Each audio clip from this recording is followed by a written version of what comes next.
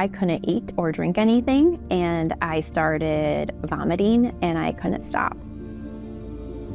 It got to the point where I lost a lot of my muscle mass. How many doctors you've seen, ballpark? Maybe 60. And I would just hope that I would die. I started suffering from really severe seasonal allergies that would manifest into ear infections that would take me out for days, chronic fatigue, sensitivities to chemical smells. I just felt defeated. Some of you may have heard that the expected lifespan for children born today is 2 years less than it was a couple of years ago.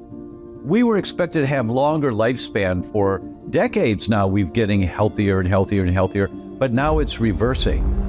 And it's reversing where our newborn children are not expected to live as long as you will. And diseases are going up. The percentage of people getting autoimmune diseases or cancers or heart disease is going up. Why is that? It's lifestyle.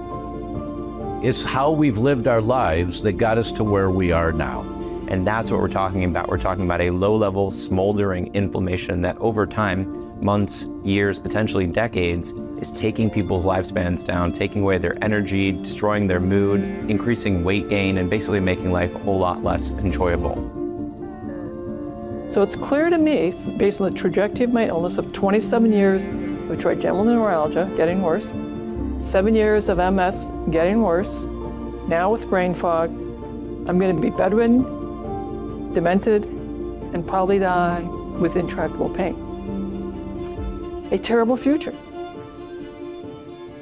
A month later, I can sit up at the table for supper, and my mental clarity is improving. My fatigue is markedly less. And my physical therapist says, Terry, you're stronger. He advances my exercise. I can now do 15 minutes twice a day, and then 20 minutes twice a day, then 30 minutes twice a day, and then I start walking with walking sticks, with 2 and then with 1 and then none. And you should keep in mind, anyone with a progressive neurologic disorder, we let go of the future. We learn to just live each day as it unfolds because the future is so terrible. Who knows how much recovery might be possible?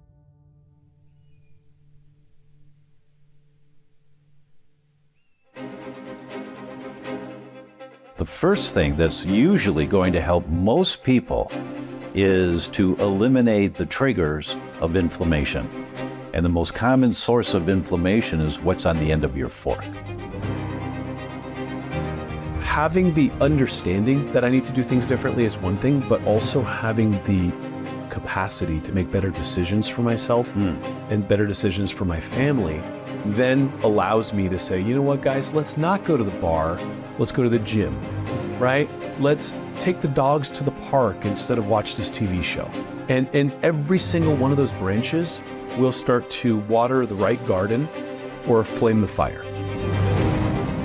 We're optimizing digestion. We're doing all of these foundational things, really kind of walking us back to how we evolved. And in doing this sort of systems approach, this concert of interventions, we're able to turn the volume down on this chronic inflammation that will eventually show up as these 15, diseases that will kill us. What's happened to the concept of inflammation, it's like a volume control. If you have too little volume, you can't hear it. That would be in a suppressed immune system. That's like no inflammation. Or if you turn it too much the other way, now you have hyperinflammation, which is that's going to lead and associate with many late-stage diseases. How empowering to hear the authorities told you you were not sick, you didn't have a problem, it's all in your head, you're making it up, but you persevered.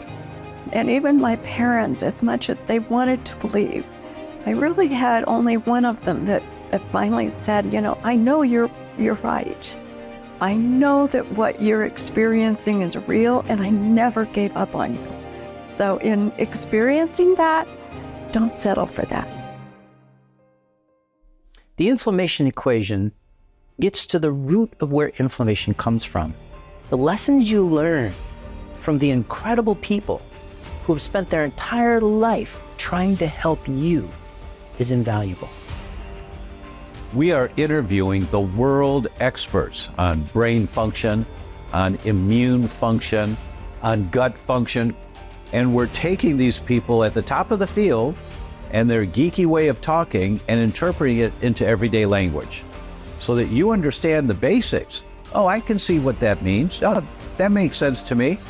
And then you understand what to do about it to turn it around. The science is very clear. You can arrest and reverse the development of your disease. But it's lifestyle that has to be addressed in order to do that. Come join us. We'll show you how.